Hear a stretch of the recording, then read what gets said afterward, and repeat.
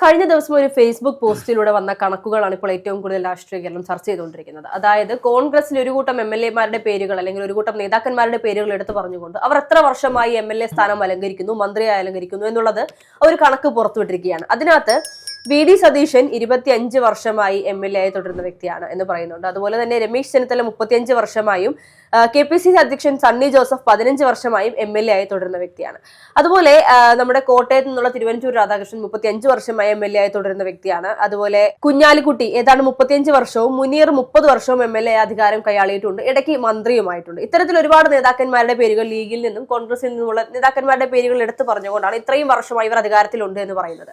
അപ്പോൾ ഇതിനെ നമുക്ക് രണ്ട് രീതിയിൽ എടുക്കാം. ഒന്നുകിൽ അധികാരം തലയ്ക്ക് പിടിച്ചപ്പോൾ മാറിക്കൊടുക്കാൻ തയ്യാറാകാതെ പോകുന്ന നേതാക്കന്മാർ. പക്ഷേ കോൺഗ്രസിലെ നേതാക്കന്മാരെ അല്ലെങ്കിൽ ലീഗിലെ നേതാക്കന്മാരെ, UDF മുന്നണിയിലെ നേതാക്കന്മാരെ അങ്ങനെ അധികാരമോഹം കൊണ്ട് എന്ന് നമുക്ക് പറയാൻ സാധിക്കില്ല ഇന്നത്തെ സാഹചര്യത്തിൽ. കാരണം കഴിഞ്ഞ ദിവസം നമ്മൾ കണ്ടിരുന്നു AICC-യിൽ നിന്നും KPCC-യിൽ നിന്നും ഒക്കെ പറഞ്ഞ ചില കാര്യങ്ങളുണ്ടായിരുന്നു. അതായത് അധികാരം അല്ലെങ്കിൽ മുഖം നോക്കിയല്ല ഇപ്രാവശ്യം സ്ഥാനാർത്ഥിത്വം നൽകുന്നത്, മറിച്ച് വിജയ സാധ്യത ഉറപ്പാക്കിക്കൊണ്ട് മാത്രമായിരിക്കുമെന്ന്.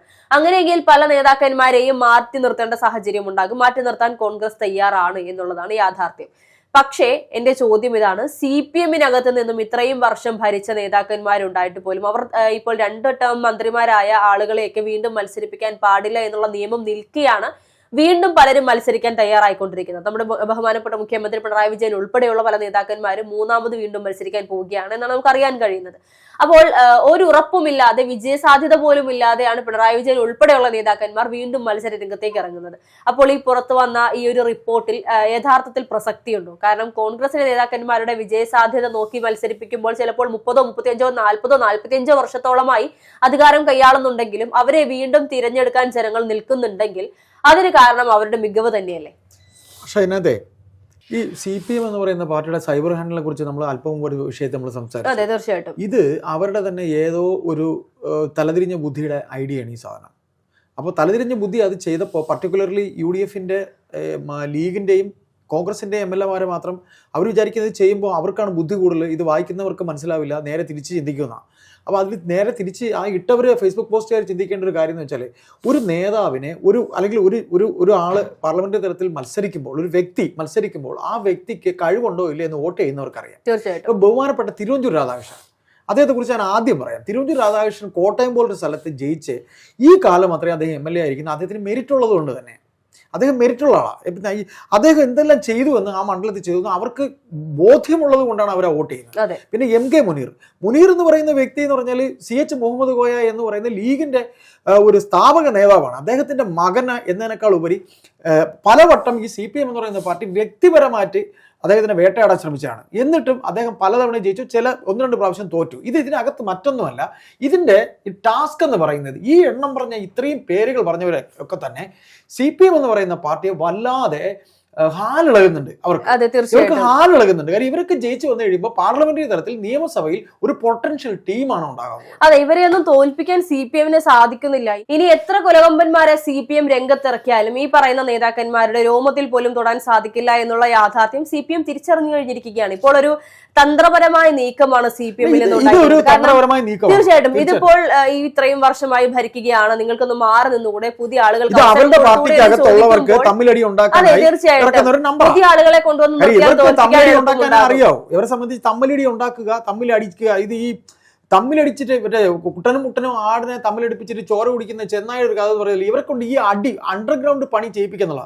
പക്ഷെ പറഞ്ഞോളൂ, ഈ പേരുകളൊക്കെ ഓരോന്നായിട്ട് എടുത്ത് പറയുകയാണെങ്കിൽ നമുക്ക് ഒരുപാട് കാര്യങ്ങൾ പറയാനുണ്ടാവും. തീർച്ചയായിട്ടും.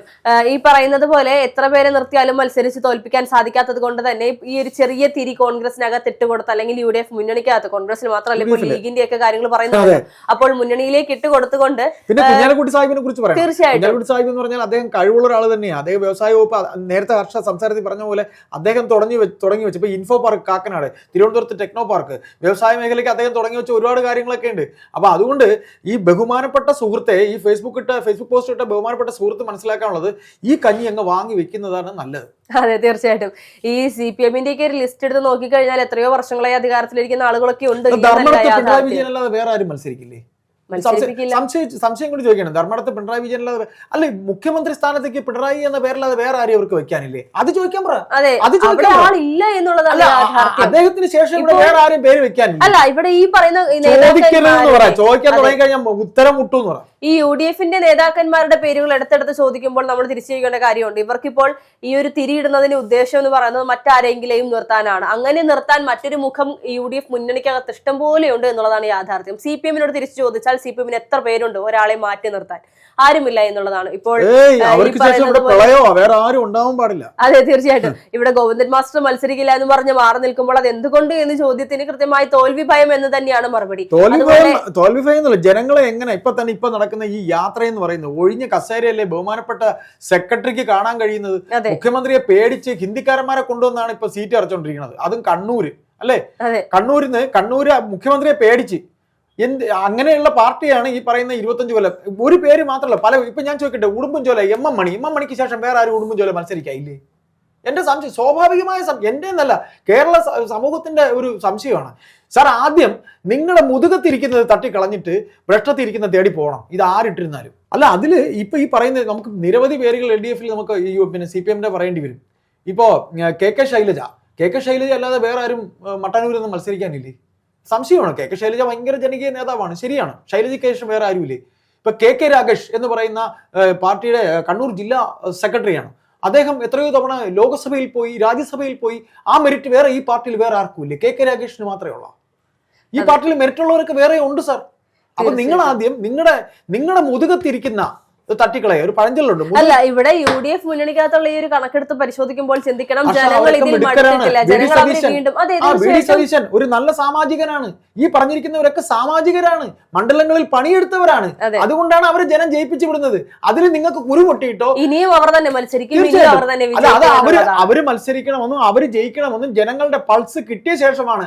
ജനങ്ങൾ എന്ത് ചെയ്യും? ഇപ്പൊ കനകോലു എന്ന് പറയുന്ന ഒരാളിനെ അവർ നിർത്തിയിട്ടുണ്ട്. കനകോലുവിന് തെറി വിളിക്കലാണ് ഇപ്പൊ ഇവരുടെ പണി എന്ന് പറയുന്നത്. കനകോലുവിന് അറിയില്ല, സുനിൽ കനകോലുവാണ് കർണാടകത്തിൽ ഈ കോൺഗ്രസിനെ കൊണ്ടുവന്നത്. കനകോലുവിനെ തെറി വിളിക്കുന്ന ഒരു തന്ത്രമാണ് CPM-ന്റെ തന്ത്രം. അതായത് ഇവർക്കൊരു കുഴിഞ്ഞ ബുദ്ധിയുണ്ട്. ഇവരായിരിക്കും ഇവർക്കാണ് ബുദ്ധി കൂടുതലെന്നുള്ളത്. ഇപ്പൊ കനകോലു കൊണ്ടുവന്ന ഐഡിയയിൽ മാറ്റി നിർത്തിയാലും ഇല്ലെങ്കിലും ജനപ്രിയത ഇവിടുത്തെ ആൾക്കാർക്കുണ്ട്. ഒരു മണ്ഡലത്തിൽ ജനപ്രിയരായിട്ടുള്ളവരെ രാഷ്ട്രീയത്തിന് അതീതമായാണ് ജനം തിരിച്ചുവിടുന്നത്.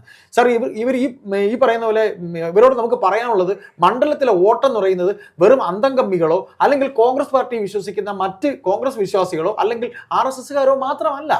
ഇതിന് അതീതമായി ഒരു വ്യക്തിപ്രഭാവം എന്ന് പറഞ്ഞൊരു കാര്യമുണ്ട്. ഞാൻ ആദ്യം പറഞ്ഞ തിരുവഞ്ചൂരിന്റെ പേര്, പിന്നെ നമ്മൾ പറഞ്ഞ മുനീറിന്റെ പേര്, സതീശന്റെ പേര്, ആ പേരുകൾ ഓരോന്ന് വായിച്ചാൽ എടുത്തെടുത്ത് പറയാൻ പറ്റും ഇവരെക്കാളും മികവുറ്റ സാമാജികരാണെന്ന്. ഇവർ പറയാതെ പറഞ്ഞു വെക്കുന്നത് അടിയുണ്ടാക്കാനാണ് എന്നുള്ളത് ജനത്തിന് മനസ്സിലാക്കാനുള്ള ബുദ്ധിയുണ്ട്. അതൊക്കെ ഇനി നടക്കൂല സാർ. ഇതൊക്കെ അങ്ങ് മാറ്റി വെച്ചേരെ. ഇത് വേറെയാണ്.